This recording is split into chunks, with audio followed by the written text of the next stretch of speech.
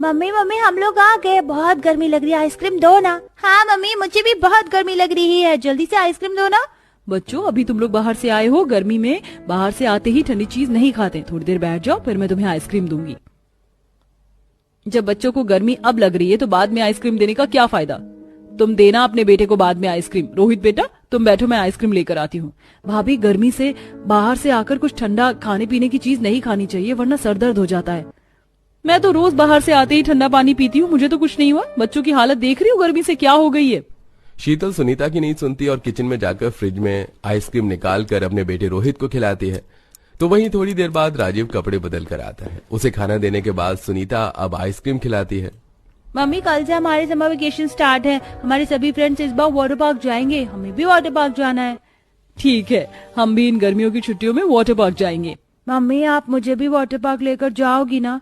बेटा मैं तुम्हें इस बार वाटर पार्क नहीं बल्कि नानी के गांव लेकर जाऊंगी। पता है हमारे घर के पास ये बहुत बड़ी नदी है और उसका पानी भी काफी ठंडा होता है। तुम और मैं गांव जाकर नदी के अंदर खूब मस्ती करेंगे। शहर में रहते हुए इतने साल हो गए लेकिन अभी तक तुम्हारी गांव वाली हरकतें बंद नहीं हुई। अरे जब बच्चे को वाटर पार्क जाना है तो उसे वाटर पार्क लेकर जाओ ना, इस तरह गांव कौन लेकर जाता है।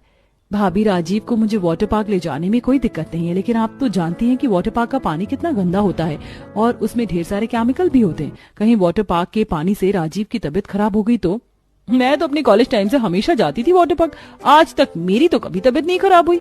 भाभी जरूरी नहीं कि वाटर पार्क में जो जाए उसकी तबीयत खराब हो, लेकिन ये सब हमारी त्वचा पर निर्भर करता है। मेरी मानिए तो आप भी रोहित को लेकर इस बार मेरे गाँव चलिए, बहुत अच्छी गर्मी की छुट्टियां बनेंगी हमारी वहाँ।